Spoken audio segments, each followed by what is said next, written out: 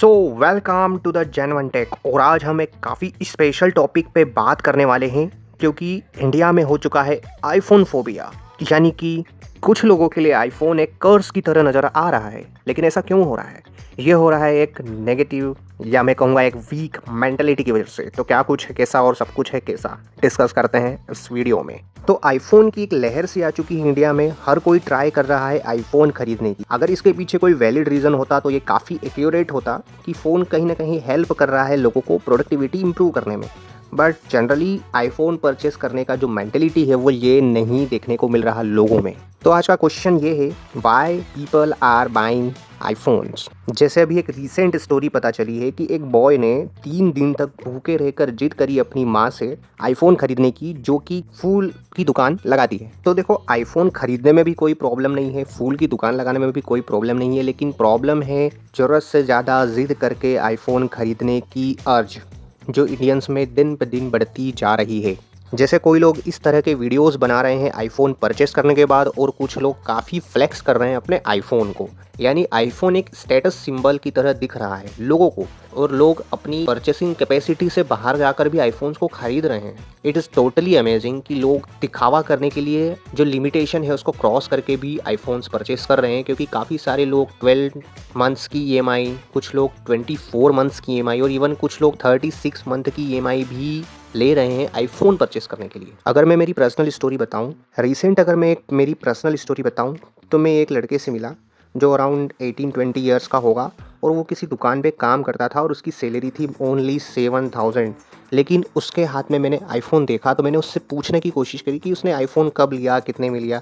तो उसने कहा कि उसने आईफोन 56,000 की प्राइस में परचेस किया। सो आई थॉट कि तुम्हारी सैलरी 7,000 है और आपने 56,000 का फ़ोन परचेस किया, कैसे किया? तो I asked him, so he told me that he purchased this iPhone on 36 month EMI. एक बच्चे ने 36 मंथ की ईएमआई कर ली आईफोन परचेस करने के लिए। तो आप देख सकते हो कि लोगों की मेंटेलिटी किस हद तक जा चुकी है आईफोन खरीदने के लिए। लेकिन सबसे बड़ा सवाल ये है कि आईफोन परचेस क्यों करना है? That's the big question. It means I think कि लोगों को ये समझना चाहिए कि जो लोग भी इस आईफोन को परचेस कर रहे हैं वो क्यों कर रहे हैं। इस एक क्वेश्चन का आंसर लोगों को फाइंड आउट करने की कोशिश करना चाहिए। क्योंकि ब्रांड्स को सेल करने में कोई प्रॉब्लम नहीं है। आईफोन ब्रांड्स तो जितना हो सके उतना सेल करने की कोशिश करेंगे, ज़रूरत से ज़्यादा सेल करने की कोशिश करेंगे। वो उनकी मार्केटिंग भी करेंगे, क्योंकि वो उनका काम है, वो उनकी कंपनी है, उनको सेल करना है उनकी यूनिट्स ज़्यादा से ज़्यादा, तो वो तो करेंगे। लेकिन सवाल ये आता है कि पब्लिक क्यों आईफोन परचेस कर रही है? ये एक क्वेश्चन मुझे लगता है पब्लिक को पूछना चाहिए। क्योंकि अगर आप बजट से बाहर जाके कोई भी आइटम खरीदोगे, सिर्फ सेलफोन नहीं कुछ भी खरीदोगे, तो आपको फाइनेंशियली क्राइसिस देखने को मिल सकती है काफ़ी लंबे टाइम तक। जैसे कि लोग 36 मंथ की ईएमआई कर रहे हैं। अगर 36 मंथ तक अगर वो ये बर्डन, या मैं कहूँगा डेट, अपने साथ लेकर चलते हैं, तो हो सकता है कि उनको बहुत ज़्यादा दिक्कत आए अपने फाइनेंशियल्स को मैनेज करने में। तो काफ़ी सारी उलझी हुई बातों के साथ मैंने जब ये चीज़ें पूरी ऑब्जर्व करी, तो मुझे समझ में आया कि लोग दिखावा करने के लिए, स्टेटस सिंबल के लिए ये परचेस करते हैं आईफोन। और आई थॉट कि मत करो यार, बहुत दिक्कत आएगी। शुरू में चाहे आपको कितना भी चार्मिंग लगे, लोग आपका आईफोन देखकर आपकी तारीफ करे, आपकी प्रेस करे, आपको चने के झाड़ पे चढ़ा दे, बट याद रखो दोस्तों, कुछ ही दिन में ये सब खत्म हो जाता है। और जब उसकी ईएमआई बैक टू बैक हर मंथ आपको देना पड़ती है ना, तो वो बर्डन आपकी पॉकेट पे सीधा दिखता है। तो कभी भी लोगों को इम्प्रेस करने के लिए ये छोटी मोटी चीज़ें ना करें। मैं उन छोटे बच्चों से जो 13 to 18 ईयर्स की एज में हैं, जो आईफोन को परचेस करने का, आईफोन को रखने का ख्वाब देखते हैं, मैं उनको ये बोलना चाहता हूँ कि तुम अपना बजट देखो, अपनी फाइनेंशियल कंडीशंस को देखो कि आपके पेरेंट्स की फाइनेंशियल कंडीशन क्या है, उसके अकॉर्डिंग आप चीज़ों को बाय करो। वरना दुनिया में खरीदने के लिए तो एरोप्लेन्स भी है, but not everybody can afford that. So ये चीज़ समझना बहुत ज़रूरी है, क्योंकि अगर आपकी एक मिस्टेक आपके साथ रही तो वो आपको लंबे टाइम तक फाइनेंशियल क्राइसिस में डाल देगी। जैसे फॉर एग्जांपल एक स्टोरी मेरे पास और है आपको बताने के लिए, कि एक पर्सन था मेरी पहचान का, जिसने घर बनाया, और घर बनाने के साथ उसने काफ़ी सारा डेट लिया, लोन लिया, ईएमआई लिया, बहुत कुछ लिया। और उसको घर को बने आज ऑलमोस्ट 4 साल या 5 साल हो चुके हैं।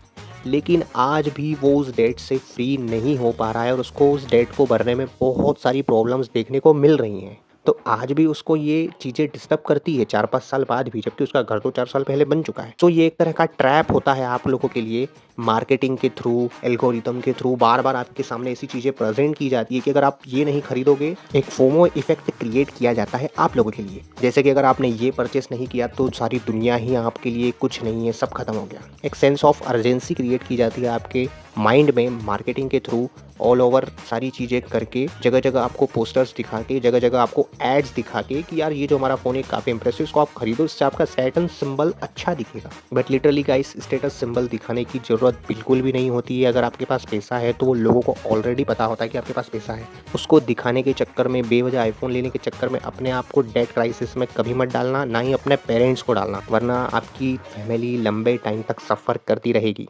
कुछ दिन के लिए हो सकता है आप काफ़ी कूल लगो, काफ़ी अट्रैक्टिव लगो आईफ़ोन के साथ, लेकिन थोड़े ही टाइम में हर चीज़ का जो क्रेज़ है वो ख़त्म हो जाता है। ये हर किसी के साथ होता है। माइंड का एक नेचर ही ऐसा है कि वो थोड़े ही टाइम में हर चीज़ से बोर हो जाता है और इरिटेट होने लग जाता है। तो थोड़े ही टाइम में जो आपका आईफ़ोन आपको अभी वैल्यूएबल लग रहा है वो उतना वैल्यूएबल नहीं लगेगा। तो आपके थोड़े से सेंस प्लेज़र के लिए कभी भी ये गलती मत करना कि एक लंबा डेट क्राइसिस अपने ऊपर ले लेना। काफ़ी सोच समझ कर ही हमको फ़ोन्स को परचेस करना चाहिए, क्योंकि ये हमको लंबे डेट क्राइसिस में डाल सकता है। और मैं डेट क्राइसिस इसीलिए बोल रहा हूँ क्योंकि जब आप इस डेट क्राइसिस में फंस जाते हो ना, तो इससे निकलना काफ़ी मुश्किल होता है। तो हमेशा ट्राई करो कि फ़ोन्स को अपने बजट के अकॉर्डिंग परचेस करो। बाकी फ़ोन्स को कैसे परचेस करना चाहिए, इस प्रोसेस के ऊपर भी मैं एक वीडियो लाने वाला हूँ, क्योंकि कई बार क्या होता है, हम फ़ोन को परचेस करने जाते हैं लेकिन हम हमारे यूसेज के अकॉर्डिंग या हमारे बजट के अकॉर्डिंग परचेस नहीं करते और काफ़ी हाई अमाउंट देकर भी हम फ़ोन को परचेस कर लेते हैं। तो मैं फ़ोन को कैसे परचेस करना चाहिए उसके ऊपर भी मैं एक वीडियोज़ लाने वाला हूँ, तो आप उसको ज़रूर देखना। बाकी तब तक एक बात हमेशा याद रखना कि जब भी फ़ोन ख़रीदना है अपने बजट को सबसे ज़्यादा प्रायोरिटी देना है, क्योंकि अगर बजट को आप स्ट्रेच करते हो या ईएमआई पे जब फ़ोन लेते हो तो शुरू में तो सब अच्छा लगता है, लेकिन धीरे धीरे लाइफ काफ़ी दिक्कत वाली हो जाती है। इस बात का ध्यान रखना गाइस। इस वीडियो में अगर थोड़ा भी कंटेंट अच्छा लगा हो तो लाइक, शेयर एंड सब्सक्राइब जरूर करना दोस्तों। मैं कंटेंट लाता रहता हूँ, टेक से रिलेटेड और एडवाइसेस भी देता रहता हूँ जो कि एक्चुअली में आपकी लाइफ में वैल्यूएबल हो सकती है। So please like, share and subscribe करना, और सब्सक्राइब तो कर ही देना दोस्तों, क्योंकि वो सबसे ज़्यादा इंपॉर्टेंट है। इससे आप चैनल से जुड़ जाओगे और जो भी लेटेस्ट वीडियोस अपलोड होंगी यूट्यूब पे वो आपके पास सबसे पहले आएगी। तो सब्सक्राइब कर देना and thank you so much for watching.